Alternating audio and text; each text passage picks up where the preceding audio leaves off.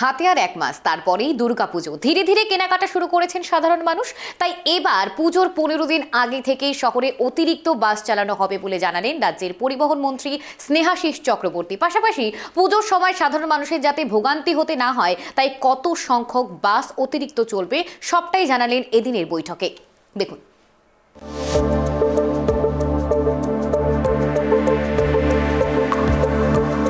এবছর পুজো অনেকটাই এগিয়ে এসেছে।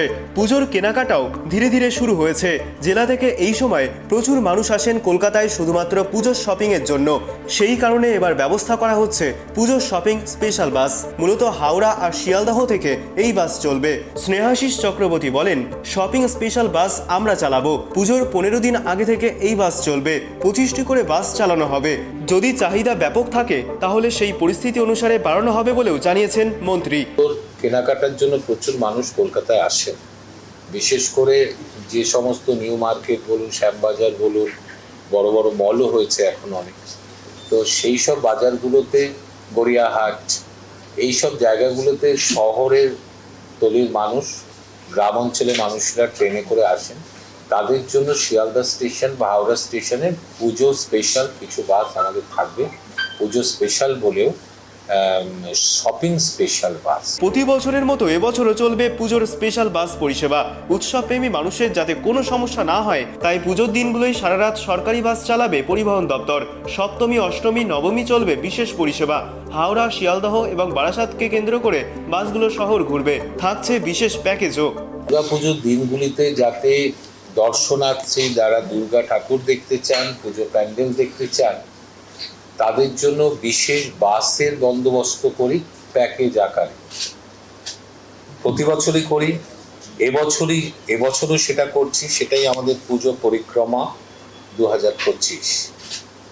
অর্থাৎ সেখানে বনেদি বাড়ির পুজো যেমন দেখানো হবে, তেমনি কলকাতার বড় বড় যে পুজো প্যান্ডেলগুলো আছে, বড় বড় ক্লাব সংগঠনের, সেগুলো দেখানোর বন্দোবস্ত থাকবে।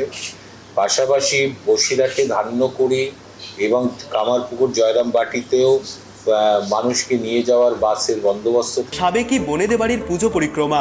ভলভো এসি বাসে দেখুন কলকাতার বনেদে বাড়ির ঠাকুর। যাত্রা শুরু এসপ্ল্যানেড ট্রাম টার্মিনালস থেকে সকাল 8টায়। রিপোর্টিং সময় 7টা 30।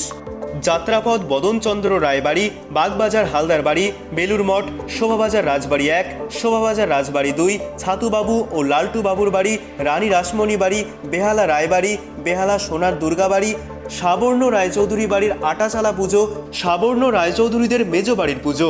সপ্তমী, অষ্টমী ও নবমীতে এই বিশেষ বাস ছাড়বে। ভাড়া জনপ্রতি 2200 টাকা। 5 থেকে 10 বছরের শিশুদের জন্য 1650 টাকা। 5 বছর বয়স পর্যন্ত শিশুদের ক্ষেত্রে কোনো ভাড়া লাগবে না। সিটও সংরক্ষণ করা যাবে না। দর্শনার্থীদের সকলের জলখাবার ও দুপুরে লাঞ্চ বসিয়ে খাওয়ানো হবে। এছাড়া থাকছে চা, পানীয় জল। প্রত্যেক দর্শনার্থীর সাথে সচিত্র পরিচয়পত্র রাখা আবশ্যিক। এছাড়াও পুজোর 3 দিন ব্যাপী বারাসাত কলোনির মোড় থেকে থাকছে শহরের বনেদি বাড়ির পুজো ঘুরে দেখার সুযোগ। রাজ্য পরিবহন দপ্তরের তরফে জলপথেও ঘুরে দেখতে পারবেন উত্তর কলকাতার বিশিষ্ট পুজোগুলি। জলপথে উত্তরের বিশিষ্ট পুজো। মিলেনিয়াম পার্ক থেকে লঞ্চ ছাড়বে সকাল 11টায়। হাওড়া জেটি ঘুরে পৌঁছাবে আহিরিটোলা ঘাটে। সেখান থেকে এসি বাসে ঘুরে দেখা যাবে বেশ কিছু বিশিষ্ট পুজো মণ্ডপ। সময় আনুমানিক 5 ঘন্টা। ভাড়া জনপ্রতি 900 টাকা। দুর্গাপুজোকে কেন্দ্র করে পর্যটকদের জন্য এক বা একাধিক ট্রাম সুসজ্জিত করে চালানোর পরিকল্পনা রয়েছে পরিবহন দপ্তরের। পরিবহন মন্ত্রী স্নেহাশিস চক্রবর্তী জানান, কোর্টে জানানো হয়েছে কোনো কারণে ট্রাম চালানো সম্ভব হতে পারে, তবে এখনও কোর্ট তারিখ দেয়নি। বর্তমানে শহরে গাড়ির সংখ্যা বেড়েছে এবং ট্রাম লাইন রাস্তার মাঝখান দিয়ে যাওয়ায় যানজট তৈরি হচ্ছে। সেই কারণে আপাতত ট্রাম বন্ধ রাখা হয়েছে। কলকাতা যানজটমুক্ত শহর হিসেবে পরিচিত, সেই ভাবমূর্তি নষ্ট করতে রাজি নয় রাজ্য। কোর্টের রায় অনুযায়ী পরবর্তী পদক্ষেপ নেওয়া হবে বলে জানান মন্ত্রী। রাজ্য সরকার ট্রাম একটি রুটে ট্রাম রাখবে হেরিটেজ হিসেবে। কলকাতা ধর্মতলা থেকে ময়দান পর্যন্ত আমরা লাইন লুপ তৈরি করে, লাইন আছে সেটাকে একটা লুপ তৈরি করে আমরা হেরিটেজ আকারে ট্রাম রাখবো। সুসজ্জিত ট্রাম, যেখানে অনেক ফেসিলিটিস থাকবে। যারা কলকাতায় আসবেন তারা ট্রাম চড়তে পারবেন, দেখতে পারবেন।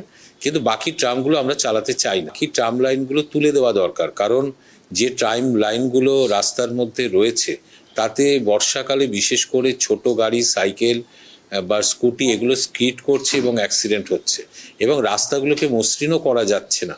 ফলে যে লাইনগুলোতে ট্রাম আর চলবে না লাইনগুলোকে তুলে ফেলা দরকার। এছাড়া Howrah CTC terminal, Tollygunge tram depot, Barasat colony মোড়, ডানলপ, ব্যারাকপুর থেকে নন এসি বাস ছাড়বে কলকাতার নাম করা বেশ কয়েকটি পুজো দেখানোর জন্য। আর অষ্টমীর দিন সকালে কামারপুকুর জয়রামবাটিতে পুজো দেখাতে নিয়ে যাওয়া হবে নন এসি বাসে। রাজ্যের এই উদ্যোগে কার্যত খুশির হাওয়া শহর থেকে শহরতলিতে। ক্যামেরায় স্বপন রায়ের সঙ্গে সুপর্ণা ঘোষের রিপোর্ট, ট্রাইব টিভি বাংলা।